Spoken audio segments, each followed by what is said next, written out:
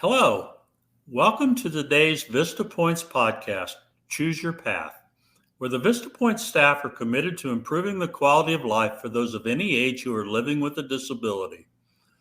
Vista Points serves the community by providing professional trustee services and education about special needs trust. The organization partners with a variety of nonprofit and corporate entities to better the lives of those living with physical, mental, or intellectual disabilities. My name is Bart. I'm your podcast host. In our first episode, we introduce Special Needs Trust, what they are, who's involved in their establishment. In this episode, in celebration of February, we're sharing heartfelt stories of how Special Needs Trust have helped people to live a quality of life. I'm glad to say that we'll welcome our first guest on this podcast to share these stories. Vista Points created this podcast series to educate anyone interested in Special Needs Trust. Throughout any of our podcast episodes, we will share stories related to each type of trust. If we mention a name or special situation during the story, rest assured the name and the situation has been changed to maintain the privacy of the beneficiary. To make sure that we have some understanding, the terms used today, I will share with you a few terms trust officers and attorneys use. A special needs trust belongs to the person of any age living with a disability, physical, mental, or intellectual. The special needs trust is established to help the person living with disabilities to be able to qualify or maintain government benefits, such as SSI, Social Security income, and Medicaid. The person, no matter what age or disability he or she may have, is referred to as the beneficiary. With no further delay, I'm happy to introduce you to our special guest today, Darlene Kemp. She's the Executive Director of Vista Points, the Special Needs Trust and Resource Center. The organization has 3 offices across Tennessee, with the headquarters located just outside of Nashville in Mount Juliet. Darlene has over 40 years experience in the healthcare field. She's been a part of Vista Points for over 14 years. During this time, the organization's grown, added more services, and becomes a leading trust company in Tennessee. Welcome, Darlene. We're glad you're here today. Hi, Bart. Thank you. I'm glad to be here too. You know, it is incredibly exciting for me to talk about special needs trusts and how they have helped people, especially the beneficiaries and their families. To start us off today, Darlene, I'd like to ask a question about terminology. Why is using the term disabled person not used by Vista Points?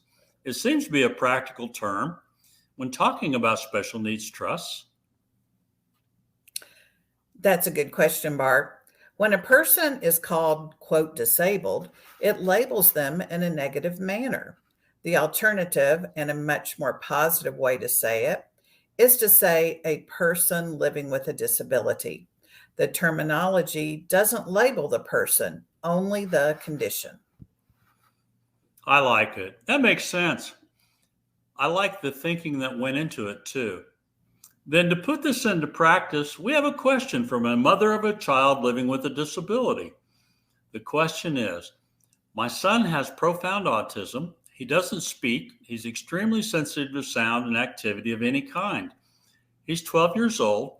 Is a special needs trust a possibility for him now or in the future? How do you answer this parent? My answer is it depends. You see, there are 3 different types of special needs trust a beneficiary can have. For this mother, she may want to establish a third-party supplemental needs trust for her son. Only money gifted to the son can be deposited into this type of trust. A family member, friends, and anyone else can add money to the son's trust.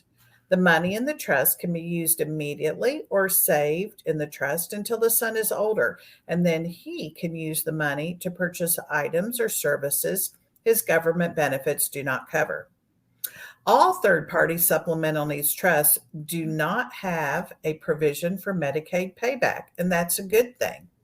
This means that when the beneficiary dies and after all outstanding bills, along with administrative expenses, have been paid, any money remaining in the trust will be dispersed to the remainder beneficiaries. The trustee locates these remainder beneficiaries in the trust agreement. That is what established the trust. The trustee will contact each remainder beneficiary to verify their address, and then a check will be mailed to each of them. Wow, Darlene, that's interesting. It's so nice a family can plan ahead for their loved one's special needs by establishing a third party supplemental needs trust. I'm curious what your response will be to the next question we received. This situation you probably hear about very often. The question is, I spend my time taking care of my family, including my sister in law, who's the one who needs in home care 24/7. Granted, I don't have to take care of her medical issues, someone else does that. I feed and bathe her and try to just be with her, but I can't take on much more. My sister in law is about to receive an inheritance from our deceased mother, as I will also. I'm thinking of putting that money in a special needs trust for my sister in law. What type of trust should I use? What can the trust be used for? Are there any items or services the trust doesn't pay for? Who will manage this trust? Wow. First, I want to say that caller, male or female, definitely has a lot on his plate. I do hear questions such as this caller's frequently, and I also have a detailed answer. Since I'm not an attorney, I cannot advise the caller with specific answers. What I can do is tell the caller and our audience about some general things that can be addressed and done to help the sister in law with her upcoming financial situation, which is a windfall. The first step is to contact an attorney who specializes in special needs trust, estate planning, or family law. Our organization has a national referral center whereby we can refer inquiry callers to attorneys in their area for assistance. From what the caller states and reviewing how the mother's will is worded, it sounds like a third party supplemental needs trust will fit the bill for the sister in law, the beneficiary.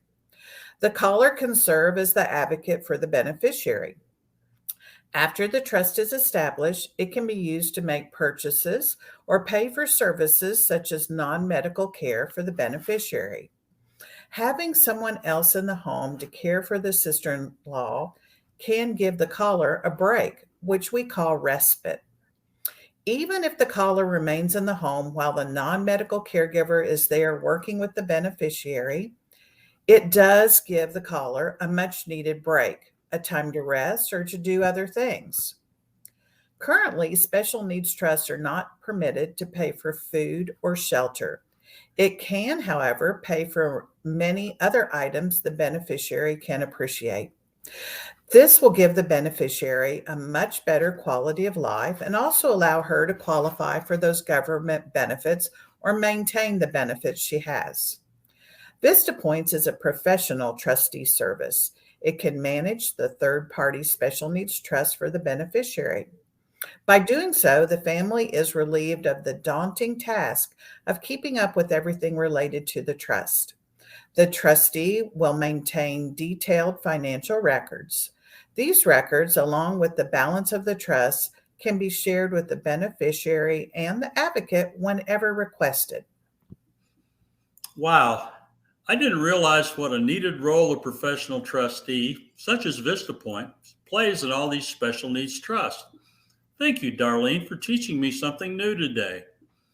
Last but not least today is a question from a family member. It's interesting to me because sometimes my extended family has a more objective and honest view of what's going on inside my nuclear family. It'll be interesting to hear what he asks. His question is, my cousin had a traumatic brain injury when he was in college. He became a different person because of it. He was an athlete going to college on a scholarship to be a doctor. Now he stocks shelves a few hours a day each week. We're so proud of him and what he's able to do. Is a special needs trust a possibility since he's able to function somewhat on his own? Thank you for this question, too. There is a lot more information an attorney would need before a precise answer could be given. Yet, generally speaking, if the cousin is receiving government benefits, such as SSI and Medicaid, and has personal assets over $2,000, a special needs trust may be exactly what the cousin needs. That's great advice, Darlene. Now, do you have a story you could share with us today as we prepare for Valentine's Day? Does any particular story stay with you or act as a guiding light for you? Well, as a matter of fact, I do have a touching story I'll share with you. A client was on vacation and contracted bed bugs while staying at a hotel. After he returned home, these tiny pests jumped out of his suitcase and infested his entire home. Now, this didn't happen overnight. The client was embarrassed to tell the trustee of his circumstance, so he kept it quiet for a few months until the situation became unbearable. The client did finally tell his trustee that he needed help. The trustee jumped into action. Specialized pest control was used by a professional company to rid the client's home of bed bugs. The infestation was so bad that much of the furniture had to be thrown away. The client's trust was used to pay for the pest service and to purchase new items for the client's use. It took 3 times of treatment for all the bed bugs to be eradicated. Now, this client is very happy. He has a clean home, he's not being bit anymore by those pesky bed bugs, and he has new furniture. He also has learned to call his trustee at the first sign of trouble. Wow, Darlene, I'm glad that story had a happy ending. It did kind of make me itchy. Of course, special needs trusts are important. People living with a disability are the core of every story and experience. To understand how special needs trusts have helped people make all the difference for me. Like I said before, special needs trusts are intricate and complex. There's rules and laws for special needs trusts. So the important thing is to understand what special needs trusts are and how they help beneficiaries. As we come to the end of this episode, I'm glad to preview future episodes which go live on the 1st and the 15th of every month. This is the first of 2 episodes for February, so we'll continue sharing heartfelt moments on how special needs trusts have helped people. You or your loved one may relate to one or more of these stories, or these stories may inspire you to share your own stories. This concludes today's episode of Choose Your Path, a Vista Points podcast. Subscribe now to stay up to date on the latest episodes, which go live on the 1st and 15th of every month. Or visit Vista Point's website online at vistapoints.org. You can find all our episodes there. You can also call Vista Point's office at 888-422-4076. That number again is 888-422-4076. Enjoy your day with your loved one. Come back for more information when you're ready. I look forward to talking with you again. Each of the Vista Points team is here to answer your questions and assist you in whatever way they can. This podcast is one way we create awareness and provide education about special needs trust. But as we've seen today, this is not a one-way street. We encourage you to participate by asking questions. You may submit your questions via our face page. Cheers.